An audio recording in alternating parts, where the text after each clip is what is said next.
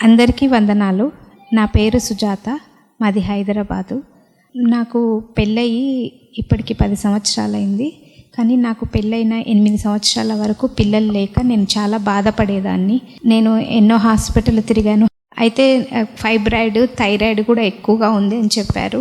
Surgery చేయాలి అని చెప్పినారు. వేరే హాస్పిటల్ ఇంకా బాగా చూపిస్తారంటే నేను మళ్ళీ కర్నూలుకి వచ్చి వేరే దగ్గర ట్రీట్మెంట్ తీసుకుందామని అక్కడికి వెళ్ళాను.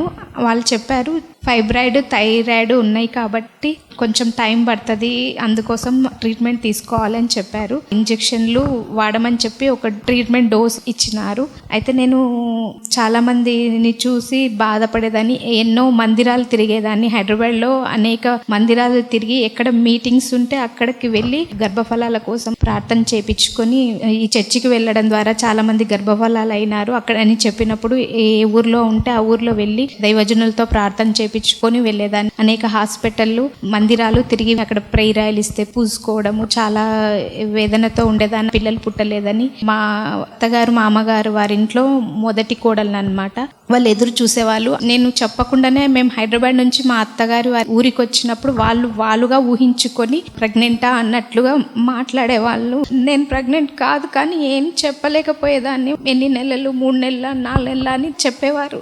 అప్పుడు నేను చాలా బాధపడేదాన్ని. మా తోడి కోడలు వాళ్ళకి, మా ఆడపిల్ల వాళ్ళందరికీ పిల్లలు ఉండడం ద్వారా చాలా చాలా బాధపడేదాన్ని. కొన్ని రోజుల తర్వాత దేవుడి మహాకృపను బట్టి యూట్యూబ్లో ప్రేమస్వరూపి మినిస్ట్రీస్ ఆ యొక్క వాక్యాలు చూడడం ద్వారా దేవుడి కృపను వల్ల ప్రేమస్వరూపి మినిస్ట్రీస్ మెంబర్ అయ్యాను. పాపలు ఒప్పుకున్న తర్వాత నేను ఇంకా హాస్పిటల్కి వెళ్ళి ట్రీట్మెంట్ తీసుకోవడం మానేశాను. దేవుడి యందు విశ్వాసంతో ఉన్నాను. దేవుడి మహాకృపను బట్టి పాపక్షమాపణ ద్వారా, మా నాయకురాలు విజ్ఞాపన ద్వారా పెళ్ళైన 8 సంవత్సరాలకు అద్భుత రీతిగా దేవుడు నాకు గర్భఫలం ఇచ్చారు. అప్పుడు నా ఆనందానికి అవధులు లేదు.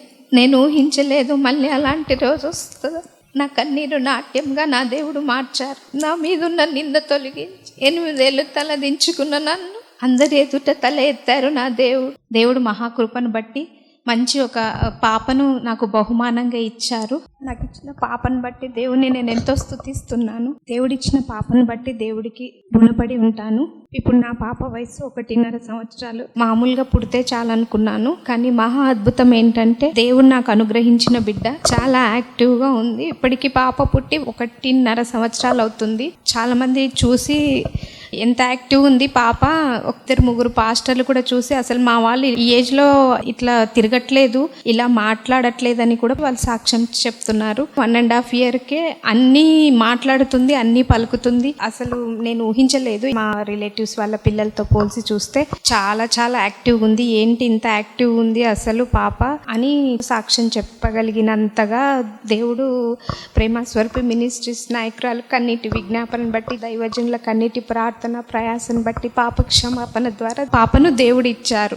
దేవుడి కృపను బట్టి ఎక్కడైతే అవమానించబడ్డానో, ఎక్కడైతే గాయపరచబడ్డానో అక్కడే నా దేవుడు నిలబెట్టారు. ఇప్పుడు నా భర్త, నేను, పాప సంతోషంగా ఉన్నాము. దేవునికే మహిమ కలుగును గాక.